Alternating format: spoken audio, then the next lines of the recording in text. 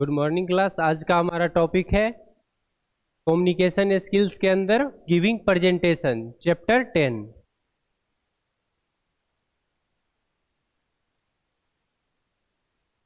First हम giving presentation मतलब presentation कैसे देना है, ये भी एक प्रेजेंटेशन ही है।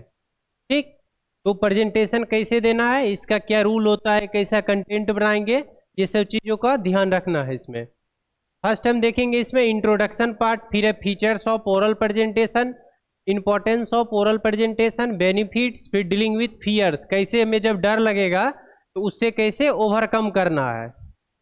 ठीक, प्लानिंग योर प्रेजेंटेशन, फिर है इफेक्टिव प्रेजेंटेशन टिप्स, कैसे हम अपना इफेक्टिव प्रेजेंटेशन बनाएंगे। Last conclusion. फर्स्ट हम देखेंगे इंट्रोडक्शन से। Presentation is the process of presenting the content of a topic to the audience. ये क्या है, एक प्रोसेस है जिसमें कि प्रेजेंट करते हैं content of a topic to the audience. Audience कौन होता है, जिसे हम सुना रहे हैं कोई भी चीज, या प्रेजेंटेशन सुना रहे हैं या स्पीच सुना रहे हैं, तो वो सब कौन है, ऑडियंस है। जिसके सामने हम प्रेजेंट कर रहे हैं टॉपिक को, वो ऑडियंस होगा। हेलो एवरीवन, प्रेजेंटेशन क्या है, एक प्रोसेस है presenting the content of a topic, जिसमें कि हम प्रेजेंट करते हैं कंटेंट ऑफ ए टॉपिक। हम लोग लास्ट क्लास में डिस्कस किए थे बायफेजिक। फिर है ओरल प्रेजेंटेशन इज फॉर्मल। यहाँ पे क्या बोला गया, oral presentation is formal. Oral presentation ऐसे नहीं कहीं पर भी लोग देना शुरू कर देते हैं, ये ऑफिशियल में ही यूज होता है। ठीक, ऑफिशियल लेवल पे ही या फिर प्रोफेशनल लेवल पे ही इसका यूज होगा, फॉर्मल में ही। जैसे आसपास कोई बात करते हैं इनफॉर्मल में, उसमें थोड़ी लोग प्रेजेंटेशन करके दिखाना शुरू कर देंगे, नहीं। कोई भी मैप, नक्शा, डिजिटल बोर्ड का कभी भी यूज होगा तो वो प्रोफेशनल में ही होगा। तो ये क्या होता है, फॉर्मल होता है। Structured and systematic presentation of A message या टॉपिक टू द ऑडियंस। क्या है, कोई भी मैसेज, कोई भी टॉपिक को दूसरे के कम्युनिकेट करने के लिए हम प्रेजेंटेशन का यूज करते हैं। हमेशा ये फॉर्मल रूप में ही प्रेजेंट होगा। Hello everyone, It involves conveying a lot of information in a limited time. ये क्या आता है, ज्यादा इंफॉर्मेशन लिमिटेड टाइम में शेयर कर देते हैं लोग। जैसे अभी देखो, पूरे 20-25 मिनट में पूरा जान जाएंगे कि क्या इफेक्टिव टेक्निक्स है, क्या कैसे हम डीलिंग विथ फियर्स करेंगे, कैसे हमें डर से छुटकारा पाना है प्रेजेंटेशन बनाते टाइम या देते टाइम। तो यही सब चीज देखेंगे, जिससे कि पता चलता है लिमिटेड टाइम में बहुत ज्यादा टॉपिक कवर हो जाता है, इसमें इंफॉर्मेशन ज्यादा हो जाता है लिमिटेड टाइम में। फिर ये दो टाइप का होता है प्रेजेंटेशन। फर्स्ट है एक्सटेम्पोर, सेकेंड है प्रिपेयर्ड ओरल प्रेजेंटेशन। अभी जो चल रही है क्या है, प्रिपेयर्ड ओरल प्रेजेंटेशन। ये जो होता है एक्सटेम्पोर, ये क्या होता है, जनरली शॉर्ट ड्यूरेशन में होता है, जैसे तुरंत तुम्हें प्रिपेयर करना है, टॉपिक गिवन है लास्ट मूवमेंट, शॉर्ट ड्यूरेशन। जैसे कि तुरंत तुम्हें वाइवा में, जैसे रिसर्च का वाइवा होगा या किसी भी चीज का वाइवा होगा, तो उसमें क्या होगा, जो तुरंत टॉपिक दिया जाएगा और उसके ऊपर तुम्हें तुरंत में बताना रहेगा और तुरंत में प्रेजेंट करना रहेगा, तो वो हो जाता है एक्सटेम्पोर। अभी जो चल रहा है वो क्या है, प्रिपेयर्ड ओरल प्रेजेंटेशन। पहले से प्रिपेयर्ड है, ओरल भी यूज कर रहे हैं कम्युनिकेशन, और प्रेजेंटेशन का भी यूज कर रहे हैं। इसमें क्या होता है, टॉपिक, ऑडियंस का उपलब्धि and time limit known before hand. क्या होता है, इसमें टॉपिक पहले ही पता होता है किस टॉपिक पे बोलेंगे, और इसमें क्या होता है, topic given as last moment, मतलब लास्ट समय है, उसमें टॉपिक दे दिया गया, तुम इस टॉपिक पे तैयारी करो, तुरंत में तुम्हें पीपीटी शो करना है। ठीक, और इसमें पहले से हम टॉपिक जान रहे हैं, जो आज चैप्टर 10 गिविंग प्रेजेंटेशन का पीपीटी देना है। ठीक, टॉपिक का पता है, ऑडियंस का भी पता है, इधर स्टूडेंट ऑडियंस होगा, इन टाइम लिमिट भी पता है, जो कितने देर का हमें टाइम है, पूरा 1 घंटा है, उसके अंदर कर लीजिए।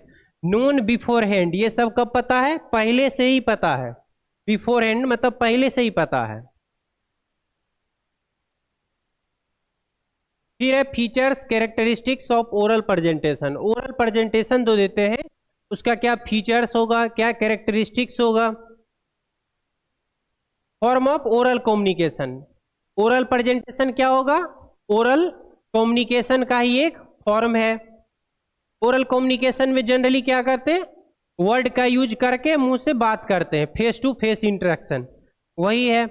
ओरल प्रेजेंटेशन भी ओरल कम्युनिकेशन का पार्ट है। टू वे कम्युनिकेटिव प्रोसेस, ये क्या है? Two way communicative process. जैसे कि हम अभी बोल रहे हैं, अगर तुम्हें दिक्कत होगा तो तुम पूछ भी सकते हो, तो टू वे कम्युनिकेटिव प्रोसेस हो गया, दोनों तरफ से बातचीत हो रहा है। उसके बाद यूजिंग विजुअल एड्स, ये जो तुम देख पा रहे हो ये विजुअल एड्स है, ठीक? अगर साउंड भी सुन पाते, अगर किसी वीडियो अगर चला देंगे तो वो ऑडियो एड्स हो गया और ये विजुअल एड्स, ठीक? अगर वीडियो में दोनों चीज देख रहे हो, जैसे फोन पे कोई लेक्चर का वीडियो देखते हो तो वो क्या हो गया? ए भी aids, audio visual ads.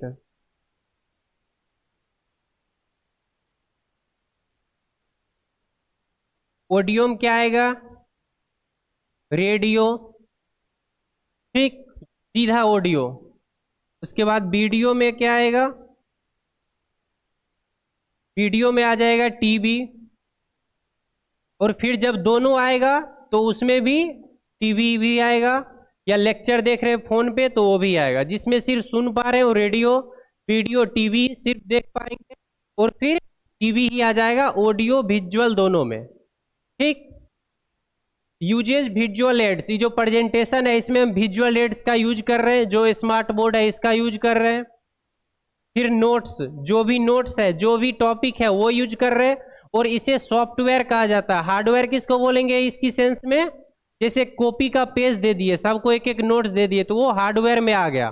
Software मतलब हम ये वीडियो मतलब विजुअल एड्स का यूज करके जो दिखा रहे हैं वो सॉफ्टवेयर में आ जाएगा। फिर है requires careful planning and delivery, इसमें क्या होता है? केयरफुल्ली के साथ क्या होता है? प्लानिंग किया जाता है और डिलीवर किया जाता है। जिसे हम कम्युनिकेट कर रहे हैं या लेक्चर दे रहे हैं तो वो क्या कर रहे हैं? हम डिलीवर कर रहे हैं, अपना प्रेजेंटेशन का कंटेंट तुम्हें शेयर कर रहे हैं, कम्युनिकेट कर रहे हैं, तो ये क्या हो गया? डिलीवर। फिर है importance of oral presentation. Teachers में तुम क्या समझे? जो कैरेक्टरिस्टिक्स, मतलब ओरल प्रेजेंटेशन का क्या कैरेक्टरिस्टिक्स है, ठीक? जो कैसा बना हुआ है, प्रोसेस है, ये सब चीज उसके बारे में समझे। इंपॉर्टेंस में क्या समझेंगे? उसका यूज, उसका बेनिफिट्स, कहाँ कहाँ हम इसका यूज कर सकते हैं, कहाँ कहाँ इसका महत्व होता है ओरल प्रेजेंटेशन का।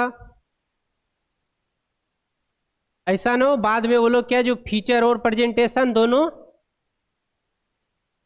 फीचर्स कैरेक्टरिस्टिक्स देख रहे हैं ओरल प्रेजेंटेशन का, और इंपॉर्टेंस में क्या देखेंगे? ये कहाँ कहाँ यूज होगा।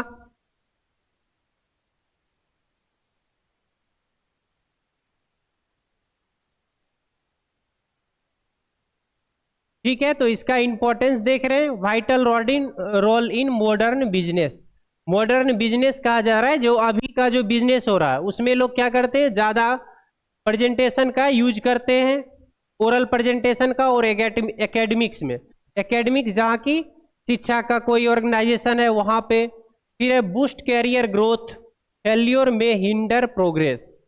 बूस्ट कैरियर ग्रोथ, कैरियर के ग्रोथ में भी इसका यूज कर रहा है। अगर कोई बच्चा अभी फोन से तैयारी कर रहा है तो वो भी एक तरह का ओरल प्रेजेंटेशन का ही लाभ उठा रहा है। कहीं का अगर रिकॉर्डेड वीडियो हो या फिर कोई लाइव वीडियो देख रहा है तो वो भी क्या कर रहा है? बूस्ट कैरियर ग्रोथ, ठीक? या फिर कोई नई तकनीक तुम लोग सीख रहे हो वीडियो के माध्यम से, तो वो भी क्या है? बूस्ट कैरियर ग्रोथ है। फेल्योर में हिंडर प्रोग्रेस, अगर कोई फेल हो जाता है तो उसके क्या होता है? प्रोग्रेस में बाधा बन जाता है। अगर ओरल प्रेजेंटेशन फेल हो गया, ठीक, जैसे कि तुम वीडियो देख रहे हो, एक तरह से उसका लिंक ना रहे, नेटवर्क ना रहे, तुम नहीं देख पाओ, तो वो तुम्हारे क्या होगा? फेल्योर में हिंडर प्रोग्रेस, तो तुम्हारे प्रोग्रेस को रोकेगा presentation. Useful in report, seminars, business launches and interviews, इसका यूज कहाँ होता है? रिपोर्ट्स में होगा इसका यूज। फिर सेमिनार्स में भी यूज होता है, सेमिनार एक तरह का वो भी देना पड़ता है। सेमिनार क्या होता है? उसमें जैसे कि तुम्हें कोई टॉपिक दे दिया जाएगा पहले से, ठीक, उसके बारे में तुम 1 वीक का टाइम रहेगा, तुम प्रिपेयर कर लो, अच्छे से समझ बुझ लो, फिर तुम्हें प्रेजेंट करना पड़ेगा पीपीटी के माध्यम से, तो वो भी एक तरह का ओरल प्रेजेंटेशन में ही आएगा। जैसे हम क्लास ले रहे हैं वैसे ही तुम्हें भी क्लास लेना पड़ेगा सेमिनार्स में, एक खास टॉपिक पे। फिर है business launches, business launches and interview, business launches में और इंटरव्यू में भी इसका यूज होगा।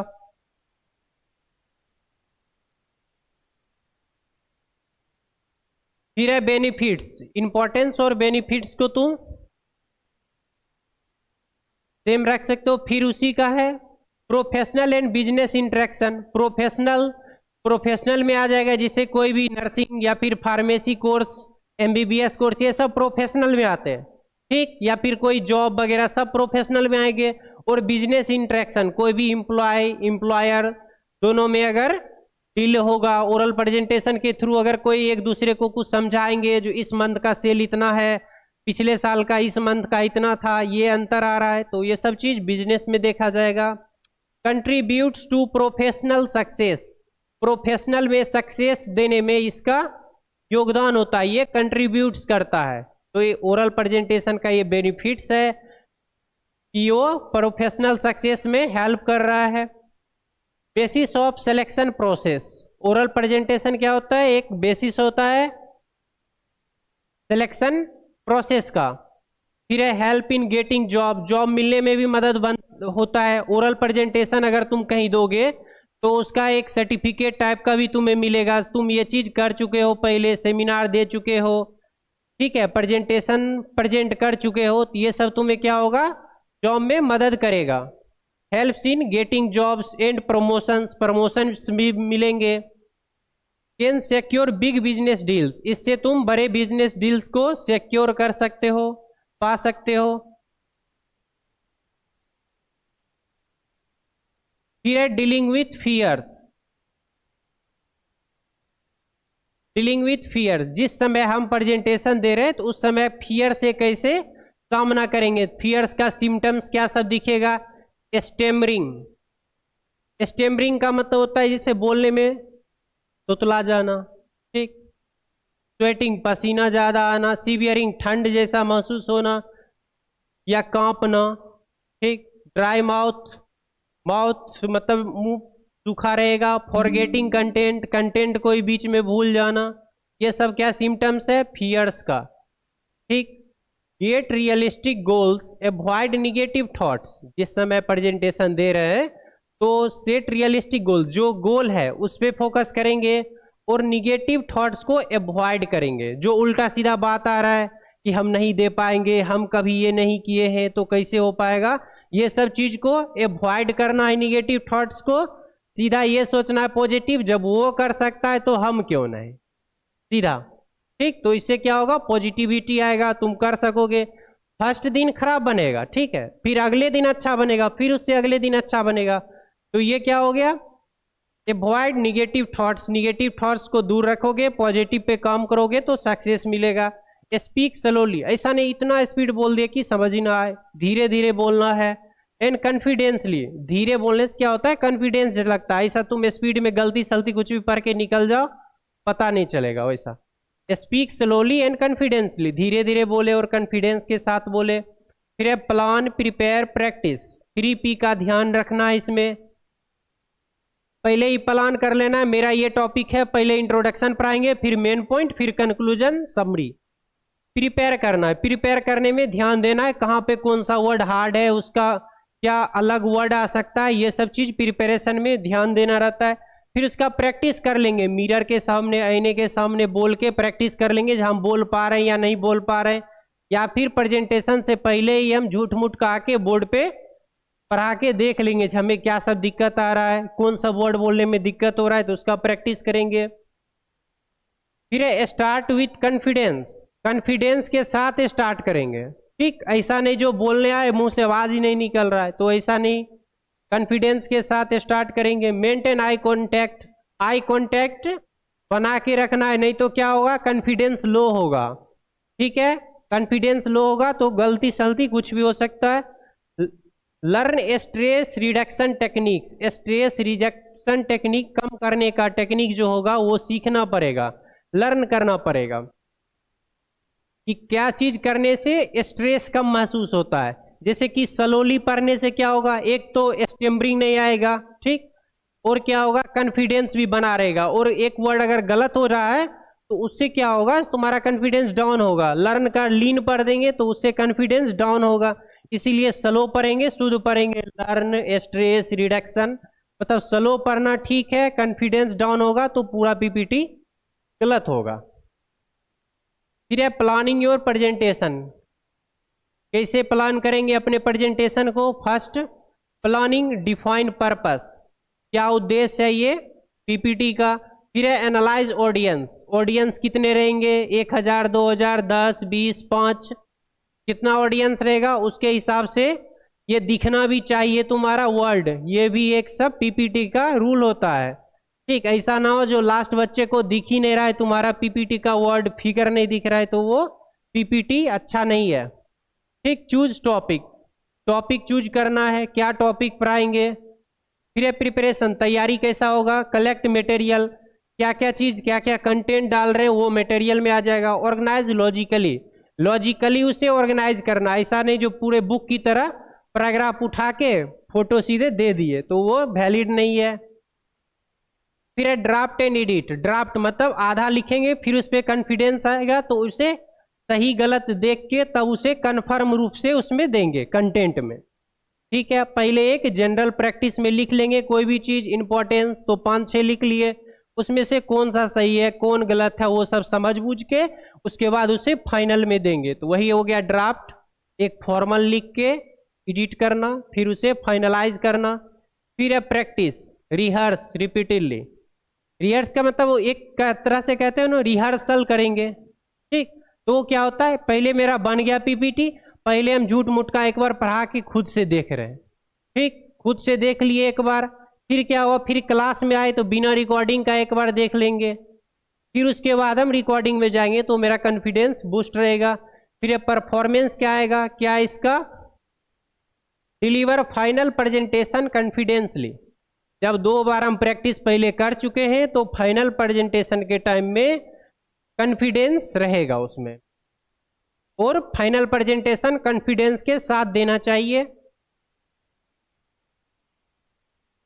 Planning, preparing, practice, performance, 4P of presentation. फिर है इफेक्टिव प्रेजेंटेशन टिप्स, कैसे हम इफेक्टिव प्रेजेंटेशन देंगे। Adjust content and structure to medium of speech, कहाँ पे किस स्पीड से बोलेंगे, कितना आवाज में बोल रहे हैं उसके हिसाब से आप कंटेंट को एडजस्ट करेंगे। ठीक, ऐसा नहीं हो जो बिना फुल स्टॉप का 5-10 लाइन लिख दिए तो हमें तो रुकना ही पड़ेगा। रूल क्या होता है, एक बार बोलना शुरू किए तो फुल स्टॉप तक पढ़े, और तुम 5-10 लाइन का लिख दोगे तो तुम बोल ही नहीं पाओगे। एडजस्ट कंटेंट ठीक से करोगे, and structure to medium of speech, क्या कहाँ तक तुम बोल पाओगे उस चीज का ध्यान रखना होगा। फिर है कीप कंटेंट सिंपल, कंटेंट को सिंपल रखना है, कभी भी उसे कॉम्प्लेक्स नहीं बनाना है। फिर है लॉजिकल एंड क्लियर होना चाहिए, लॉजिकल भी होना चाहिए और क्लियर, क्लियर का मतलब स्पष्ट लिखा हो, ऐसा नहीं जो यहाँ पे कुछ अलग मीनिंग दे रहा है फिर अगले लाइन में वही वर्ड कुछ अलग मीनिंग दे रहा है, वो क्लियर नहीं है। और क्लियर इन द सेंस वो क्लियरली दिखना भी चाहिए लास्ट स्टूडेंट तक। के बाद है यूज एग्जाम्पल्स, एग्जाम्पल में क्या सब यूज करेंगे, विजुअल्स का, जैसे पीपीटी प्रेजेंट करेंगे तो ये बोर्ड होना चाहिए, और समरीज लास्ट में देना रहेगा। Leave time for question answer, क्या समझ में आया क्या नहीं आया, इससे क्या समझे, ये सब चीज का टाइमिंग रहना चाहिए। फिर फॉलो स्ट्रक्चर, स्ट्रक्चर फॉलो क्या करना है, पहले इंट्रोडक्शन, फिर मेन पॉइंट्स, फिर कंक्लूजन। कोई भी प्रेजेंटेशन बनेगा तो पहले क्या देंगे, इंट्रोडक्शन, अगर उस चीज का डिफिनेशन है तो डिफिनीशन। ठीक है, तो उसी के हिसाब से फॉलो, जैसे बुक में रहता है उसी तरह उसे पॉइंट वाइज फॉलो करेंगे। पॉइंट सब पॉइंट ये सब देना नेसेसरी रहता है। फिर है नो योर ऑडियंस, कैसा ऑडियंस है। ठीक, who will I be speaking to, हम किससे मतलब बात करेंगे एक तरह से। ठीक, हम किसे समझाने जा रहे हैं, हम किसे के सामने प्रेजेंट कर रहे हैं। What do they know about my topic already, वो पहले से मेरे टॉपिक के बारे में क्या जान रहे होंगे। ठीक, पहले हम किससे समझाने जा रहे हैं या फिर किसके सामने प्रेजेंट करेंगे। फिर है वो पहले से मेरे टॉपिक बारे में क्या नॉलेज होगा, उनको इतना आइडिया होना चाहिए। What will they want to know, और वो एक्स्ट्रा में क्या जानना चाह रहे हैं। ठीक, दे वांट टू नो, और क्या जानना वो चाहते हैं। What should they know by the end, presentation खत्म होने के बाद उन्हें क्या और एक्स्ट्रा पता हो जाएगा, बाय द एंड ये जानना चाहिए। नो योर ऑडियंस, मतलब अपने ऑडियंस को जानेंगे। जो बच्चा बहुत कमजोर है कि नॉर्मल है, अब पता चला कोई अमेरिका से आएगा और पूरा इंग्लिश में पढ़ा के चला जाएगा, हार्ड हार्ड इंग्लिश, तो पता चला आधे को समझ ही नहीं है। तो ये चीज़ का, ये सब चीज़ का ऑडियंस को जानना नेसेसरी होता है। उसे पहले से क्या नॉलेज है, अभी कितना पे है, ये सब चीज़ का पता होना चाहिए। फिर है कंटेंट मैनेजमेंट। कंटेंट मैनेजमेंट का मतलब कौन सा पॉइंट कहाँ कहाँ पे अरेंज करेंगे। ठीक, fit content with in the time limit. अब मुझे 20 मिनट का टाइम है तो हम 1 घंटे का कंटेंट नहीं बनाएंगे। ठीक, हाईलाइट की पॉइंट्स ओनली, जो की पॉइंट होंगे, जो मेन वर्ड होंगे, ठीक, उसे ही सिर्फ हाईलाइट करना है। Keep audience engaged with examples and visuals. Example और विजुअल्स, कुछ चीज दिखा के ऑडियंस को क्या करना है, इंगेज रखना है। ठीक, नहीं तो क्या होगा, ऑडियंस कुछ अलग दुनिया में चले जाएंगे, प्रेजेंटेशन अलग दुनिया में हो रहा है, तो उसका कोई मतलब नहीं बनेगा। अवॉइड ओवरलोडिंग विथ इंफॉर्मेशन, ऐसा नहीं जो ओवरलोड कर दे इंफॉर्मेशन का है। प्रेजेंटेशन बता रहे हैं तो फिर जहां पे सेमिनार आ गया, जो ये प्रेजेंटेशन का उदाहरण है जिसके अंदर हम सेमिनार में प्रेजेंटेशन दे, अब फिर सेमिनार के बारे में बता दिए, अब उसके अंदर कुछ अलग है फिर उसके बारे में बता दिए, वो क्या हो जाएगा, ओवरलोड ऑफ कंटेंट। जो हम जिस टॉपिक पे चल रहे हैं उसी टॉपिक का बताएंगे बस। जैसे डाइजेस्टिव सिस्टम में आ जाएगा लीवर, तो हम लीवर के फंक्शन पे चले गए, अब फिर लीवर का स्ट्रक्चर कैसा होता है, फंक्शन, एनाटॉमी, फिजियोलॉजी सब पे जाने लगे तो क्या हो जाएगा, ओवरलोडिंग हो जाएगा। बिल्ड प्रेजेंटेशन अराउंड की आइडियाज, मतलब अच्छे से सोच के जो की आइडियाज रहेगा उसी के इन्फ्लुएंस पे प्रेजेंटेशन को बनाना है। ऐसा नहीं पूरा प्रेजेंटेशन बोरिंग बना दो, कोई भी इमेज ना हो, तो वो सब भी नेसेसरी होता है। इमेज, डायग्राम, जो भी जरूरत है प्रेजेंटेशन के हिसाब से वो देना रहता है। और की आइडियाज का ध्यान रखना है, की आइडियाज में जो सब टिप्स पढ़े थे वो सब का ध्यान रखना है। फिर है कंक्लूजन, ओवरऑल इसका कंक्लूजन क्या निकल के आया गिविंग प्रेजेंटेशन का। Oral presentation are powerful tools for success. Oral presentation क्या है, पावरफुल टूल्स है सक्सेस के लिए। इसमें कि हम पढ़े क्या, प्रिपरेशन, प्रैक्टिस, कॉन्फिडेंस, जिसके कारण क्या होता है, इफेक्टिव डिलीवरी। अगर किसी का प्रिपरेशन अच्छा हो, प्रैक्टिस अच्छे से किया हो, कॉन्फिडेंस फिर हाई हो, ठीक, तो उसका क्या होगा, इफेक्टिव डिलीवरी, वो अच्छे से डिलीवर कर पाएगा अपने कंटेंट को कम्युनिकेशन के थ्रू। फिर है your message matters only if your audience understand it. अब ये मैसेज मैटर करेगा जब तुम्हारा ऑडियंस समझेगा। अब ऐसा ना हो जो हम समझा दे कुछ समझ में ही ना आया हो तुम्हें, मैसेज को ऑडियंस समझना चाहिए। तो आज का क्लास यही खत्म हुआ, गिविंग प्रेजेंटेशन। फिर हम पार्ट 2 गिविंग प्रेजेंटेशन का अगले क्लास में देखेंगे।